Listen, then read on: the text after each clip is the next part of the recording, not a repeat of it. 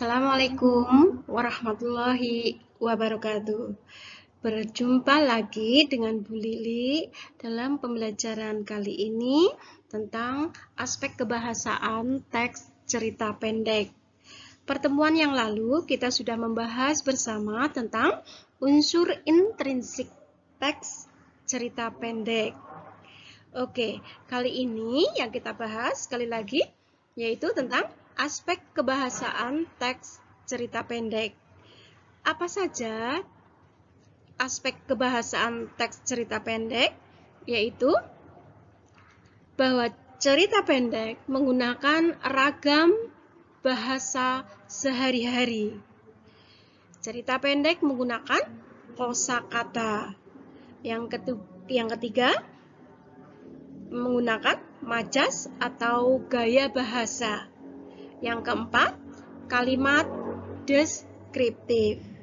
Mari kita bahas satu persatu tentang aspek kebahasaan teks cerita pendek. Yang pertama yaitu bahwa teks cerita pendek menggunakan ragam bahasa sehari-hari atau bahasa tidak resmi. Sebagai contoh, coba deh kamu pikir alasan kamu ingin jadi psikolog, penyiar, novelis. Pasti ada alasannya kan? Potong Kak Ruri. Aku ingin jadi psikolog karena aku ingin memotivasi orang. Aku ingin jadi penyiar karena aku menganggap pekerjaan itu asik. Aku ingin jadi novelis karena aku suka nulis. Aku ingin jadi guru karena ragam bahasa sehari-hari ya ini terbukti pada contoh dari kutipan cerpen yang sudah dibacakan tadi. Artinya penggunaan ragam bahasa sehari-hari berarti bahasanya itu bahasa yang tidak resmi atau tidak baku. Oke, untuk yang selanjutnya yaitu kosakata.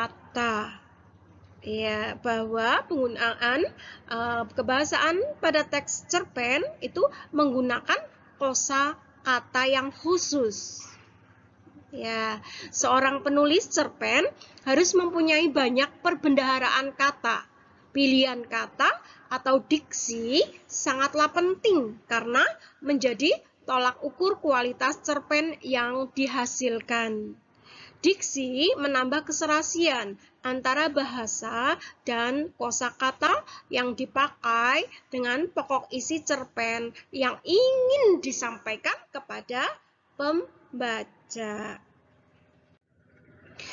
Contoh kosakata yang terdapat dalam cerpen misalnya cerpen tersebut berjudul Aku dan Cita-citaku.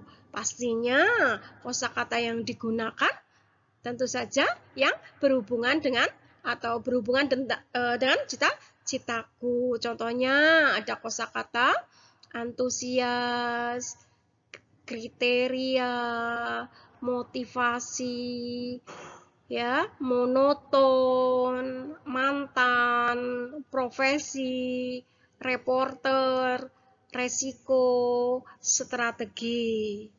Nah, itu ya kosakata yang bisa digunakan pada cerpen kalau misalnya kita membuat cerpen yang berjudul Aku dan Cita-citaku. Aspek kebahasaan yang ketiga yaitu majas atau gaya bahasa. Disebut juga bahasa kiasan yang dapat menghidupkan atau meningkatkan efek dan menimbulkan konotasi tertentu. Adapun majas atau gaya bahasa yang sering kita jumpai yaitu majas perbandingan, majas pertentangan, majas sindiran. Ya. Selanjutnya yaitu majas perbandingan. Kita bahas satu persatu ya. Ya, majas perbandingan apa saja?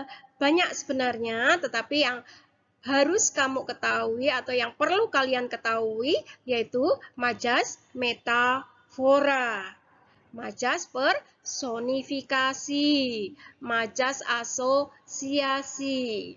Oke, untuk selanjutnya kita bahas satu persatu majas metafora. Apa sih majas metafora? Majas metafora itu membandingkan dua hal atau benda ya yang mempunyai sifat yang hampir sama. Itu contohnya misalnya kalau dalam kalimat, ketika aku bangun sang surya sudah berada di atas kepala. Misalnya sang surya itu sama saja matahari. Seperti itu, atau raja siang bisa juga disebutkan matahari, disamakan dengan matahari. Itulah majas metafora. Majas perbandingan yang kedua yaitu majas personifikasi. Majas personifikasi ini menghidupkan benda mati selayaknya benda hidup. Ya, contohnya ketika aku bangun, sang surya telah mengintipku melalui sela-sela jendela kamarku. Lah, di situ ya, ada kata mengintip.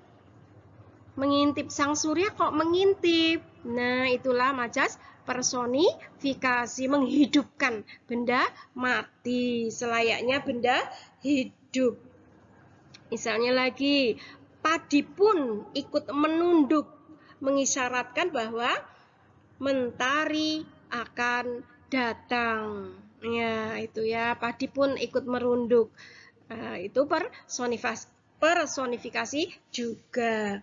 Majas perbandingan yang ketiga yang harus kalian ketahui yaitu majas asosiasi. Apa itu majas asosiasi? Majas yang membandingkan antara satu hal dengan hal lainnya, berbeda tetapi dianggap sama. Contohnya, permasalahan yang terjadi dalam rumah tangga ini sudah seperti benang yang kusut. Nah, itu ya, artinya apa seperti benang yang kusut? Berarti sudah ruwet sekali. Seperti, ada kata seperti. Oke, dengan untuk mempermudah kalian bahwa menggunakan majas asosiasi, berarti kalimat tersebut menggunakan kata seperti, bagaikan, laksana. Ya, berarti kalimat tersebut menggunakan majas asosiasi. Ya. Majas yang kedua yaitu majas pertentangan. Yang harus kalian ketahui juga, boleh dicontohkan di sini 3 saja. Yang pertama adalah majas litotes. Ya, apa itu majas litotes? Gaya bahasa yang berisi pernyataan kata yang berlawanan. Ya, yang dengan maksud ya, ini ada maksudnya untuk merendahkan diri. Ya, berlawanan tetapi dengan maksud untuk merendahkan diri. Contohnya, silakan singgah ke gubuk kami. Setelah singgah, bukan gubuk namanya tetapi istana yang megah. Nah, itulah berarti kita merendahkan diri menggunakan majas litotes. Majas pertentangan yang kedua yaitu antitesis. Antitesis di situ adalah gaya bahasa yang menunjukkan ya, ini litetis. Antitesis, maaf. Antitesis adalah ya menunjukkan pertentangan antara dua kata atau dengan membandingkan dua kata yang berlawanan dalam suatu pernyataan. Itu antitesis, menggunakan kata yang berlawanan. Misalnya kalau dalam contohnya, susah senang bukan menjadi penghambat untuk beriman kepada Allah, misalnya itu ya, susah senang, baik dan buruknya. Nah, itu berarti menggunakan majas antitesis. Oke, majas yang pertentangan yang ketiga yaitu majas hiperbola. Majas hiperbola di sini adalah gaya bahasa yang menyatakan sesuatu itu dengan cara yang berlebihan. Contohnya, kau pasti adalah malaikat yang turun ke bumi untuk menebar kebaikan karena kau sangat baik. Gitu ya. Nah, itu malaikat yang turun ke bumi karena saking baiknya diibaratkan malaikat. Itu. Maaf untuk antitesis itu ya. Maaf, itu hiperbola ya. Hiperbola. Seperti itu, majas yang melebih-lebihkan. Nah, lanjutnya contoh yang lainnya. Contoh yang lainnya misalnya teriakannya memecahkan gendang telinga karena saking kerasnya, padahal mau mengungkapkan teriakannya keras sekali, tapi dengan majas hiperbola dia atau kita ya dalam cerpen itu bisa mengungkapkan dengan cara tadi, teriakannya memecahkan gendang telinga. Iya, itu majas pertentangan. Majas yang ketiga yaitu majas sindiran. Di sini juga yang perlu kamu ketahui adalah majas ironi, ada sarkasme, ada sinisme. Ironi apa? Majas ironi adalah digunakan untuk ya menyatakan sindirannya secara halus. Ini, misalnya parfum apa yang sedang kamu gunakan, wangi sekali sampai membuat aku tidak bisa bernapas misalnya. Padahal mau mengungkapkan, mau menyindir bahwa lawan bicara kita baunya asem, belum mandi dari kemarin. Tapi untuk karena dengan menggunakan majas ironi, maka sindiran secara halus. Kamu menggunakan parfum apa sih? Seperti itu, padahal dia tidak menggunakan parfum apa-apa, dia belum mandi, maka dari itu bau asem, seperti itu ya. Untuk majas sindiran yang kedua yaitu sarkasme. Sarkasme adalah majas yang diungkapkan dengan konotasi kasar. Ini sarkasme itu dengan konotasi kasar. Contohnya, dasar otak udang, mengerjakan soal begini saja kamu tidak bisa. Misalnya itu otak udang itu kan berarti sangat bodoh sekali ya. Itu secara kasar. Iya, majas yang sindiran yang ketiga maaf ya ini ya. Majas sindiran yang ketiga yaitu sinisme. Sinisme itu adalah gaya bahasa yang isinya itu mengejek. Ini, mengejek yang isinya mengejek secara langsung ini dan secara belak-belakan. Ya. Misalnya sebagai contoh, wajahmu kucel seperti anak tidak terurus saja. Itu sinisme. Atau rambutmu kusam dan kasar seperti sapu ijuk. Itulah sindiran ya, majas sindiran, majas sinisme. Itu pembahasan ya tentang majas atau macam-macam majas yang digunakan atau yang sering digunakan pada teks cerpen. Untuk selanjutnya, bahwa aspek kebahasaan teks cerpen itu ada menggunakan kalimat deskriptif.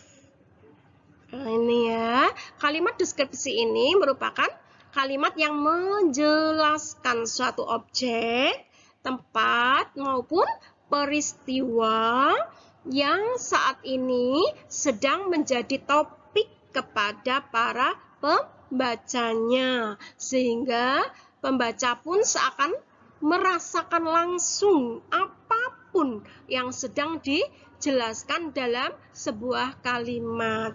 Nah, itu berarti kalimat deskriptif itu atau deskripsi itu menggambarkan ya bahwa bahasa yang digunakan pada teks cerpen itu menggambarkan suatu objek, peristiwa yang saat ini itu sedang menjadi topik pembicaraannya, agar pembaca itu langsung atau seakan-akan merasakan apapun yang sedang dijelaskan oleh si pengarang.